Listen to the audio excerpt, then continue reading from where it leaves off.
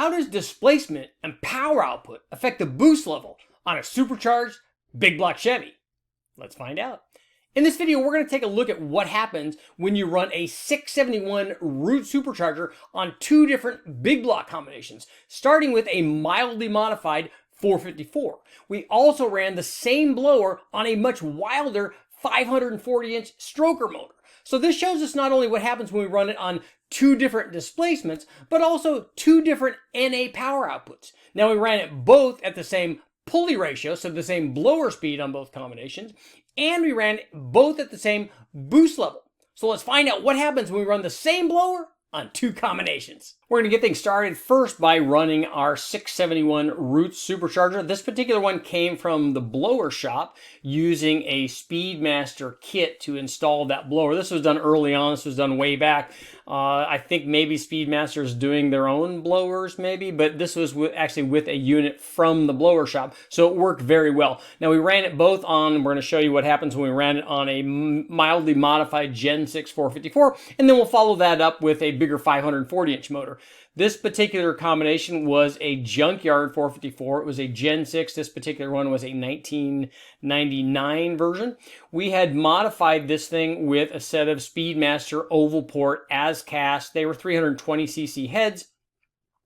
We also upgraded it with a set of 3/8 push rods and a Speedmaster dual plane intake manifold and a Holley.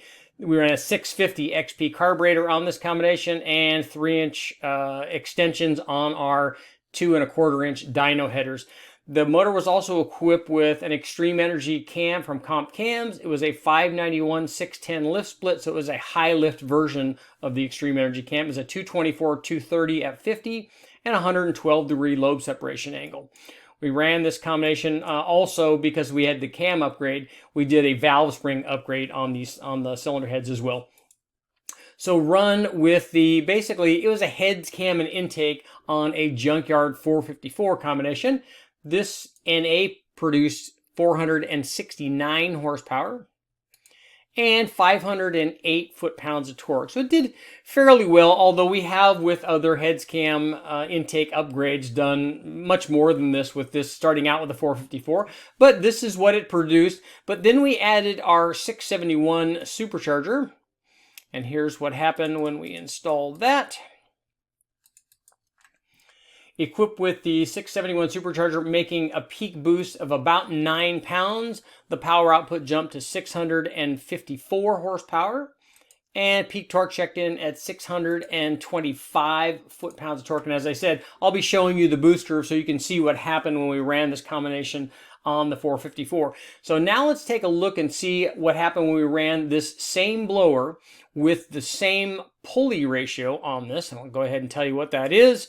We ran it was a 50-tooth, because these are cog drives, a 50-tooth blower pulley and a 55-tooth crank pulley. So now let's take a look and see what happens when we did the same thing on a 540-inch motor. After running the Junkyard Gen 6, the modified version with heads, cam, and intake, both NA and with the 671 supercharger, we decided to apply the same supercharger and the same pulleys on a larger 540-inch crate motor from the guys at Blueprint Engines. This was their boost-ready 540 stroker, so it had forged internals, and in addition to having an increase in displacement, 540 inches compared to the smaller 454, it was also a much more powerful combination because it had more cylinder head and more camshaft in it. It had a set of Blueprint as cast cylinder heads, rec ports, and it also had a much bigger solid roller camshaft in it than the camshaft that we ran in the smaller 454. The camshaft was the Comp BR 300-14 camshaft. It featured 652 lift, a 255, 262 degree duration split, and 114 degree lobe separation angle. And as I mentioned, it was a solid roller cam, although it's a fairly mild one.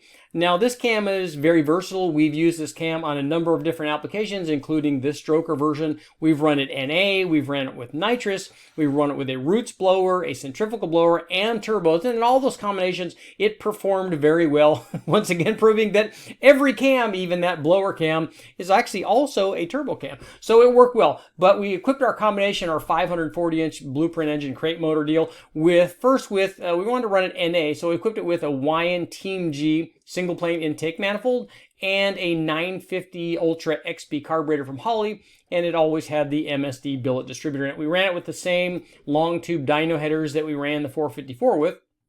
Run NA, our low compression 540 boost ready crate motor produced 649 horsepower and 629 foot-pounds of torque.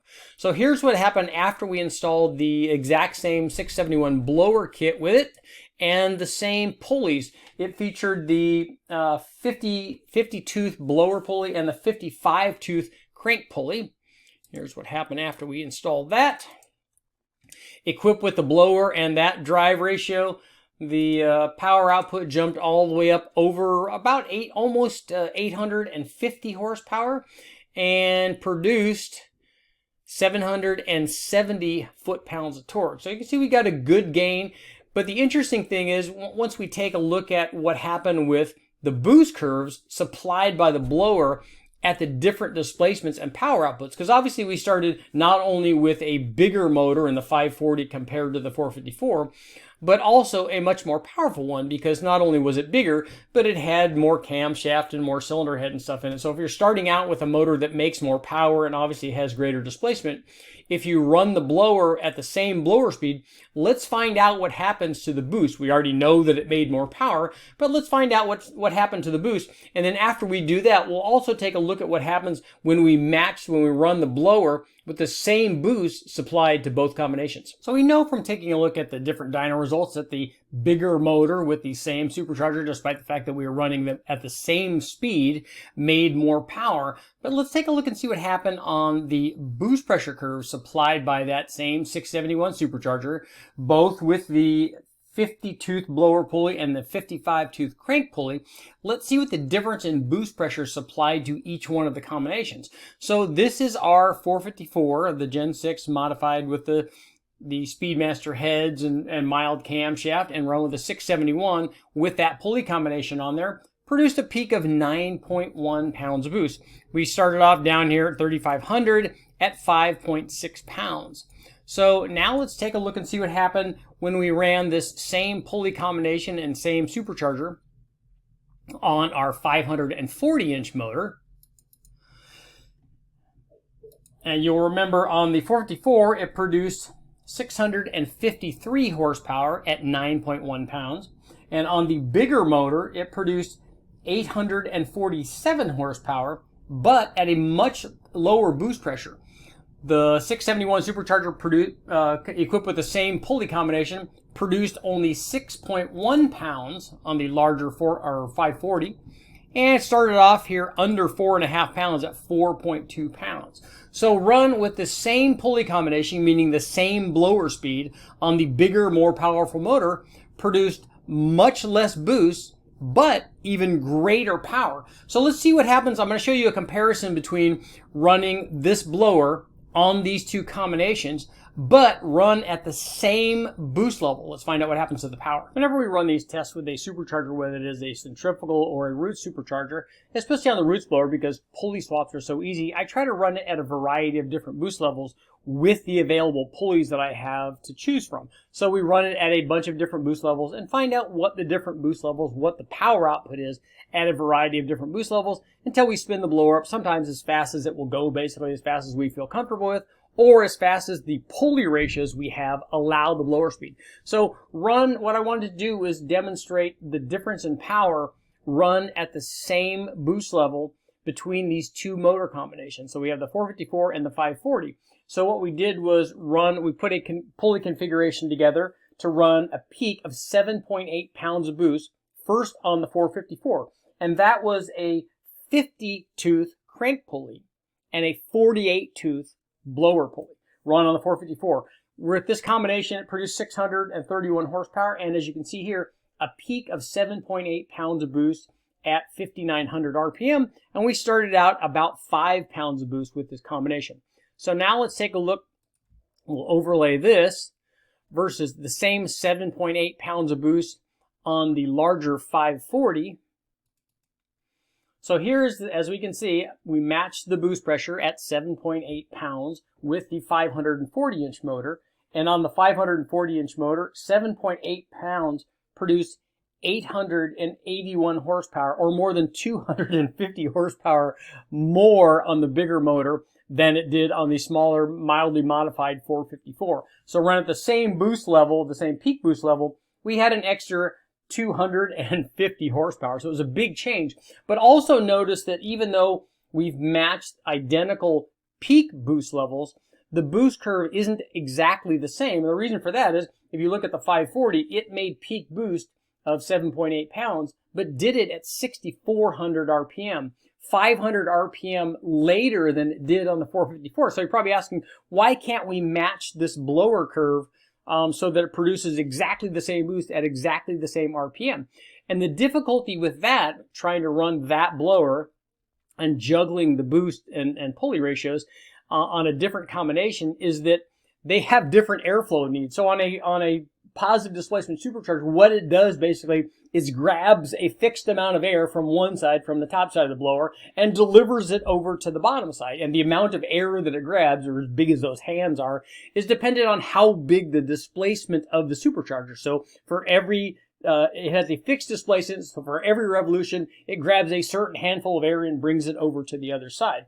Now we can adjust that a little bit based on the speed of the blower relative to the engine. But the problem is, what's on the other side, the engine, will dictate what that boost pressure is. So that the bigger the engine and the more powerful the engine, the less boost is going to be created. And as we run through the RPM, the efficiency of that motor at various RPMs are going to change. It's going to be different than the smaller one. So we have a lot of things there that we have to adjust to get the boost curve identical. Obviously, this would be a lot easier on a turbo because we could just do it with an electronic controller and it would provide a fixed boost curve, but that's much harder to do with a positive displacement supercharger. But as you see here, if we run the same boost, even if it's at a different RPM, the bigger, not surprisingly, the bigger motor with the same blower makes a lot more power than it does. So the thing that the takeaway from all this is, if you want to make a lot of power, it's better to do it with a more powerful naturally aspirated motor before you add the blower. Let's get to our conclusion. Before we get to our conclusion, I wanted to make sure, hope everybody out there that's watching the video had a very Merry Christmas and you guys are all safe and everything worked out well. But what did you guys think about this test? If you are big block Chevy fans, and also if you were big block Chevy boosted fans, I want you to make sure to check out the playlist I have on this channel. It's dedicated basically just to blown, supercharged, turbocharged, and nitrous injected big block Chevys of all kinds of displacements. So there's videos up on this kind of thing where we run a roots blower. I also have centrifugal blowers. I've got turbo stuff. I've got nitrous stuff. So there's plenty of cool stuff in that playlist. So if you like this, check that out. I also have a big block Chevy NA playlist where we run a bunch of different NA modifications, cylinder heads, camshafts, different displacements and intake manifolds, all kinds of good stuff there. Make sure to like, share, subscribe, ring the bell. Hope you guys had a Merry Christmas, and I will keep testing.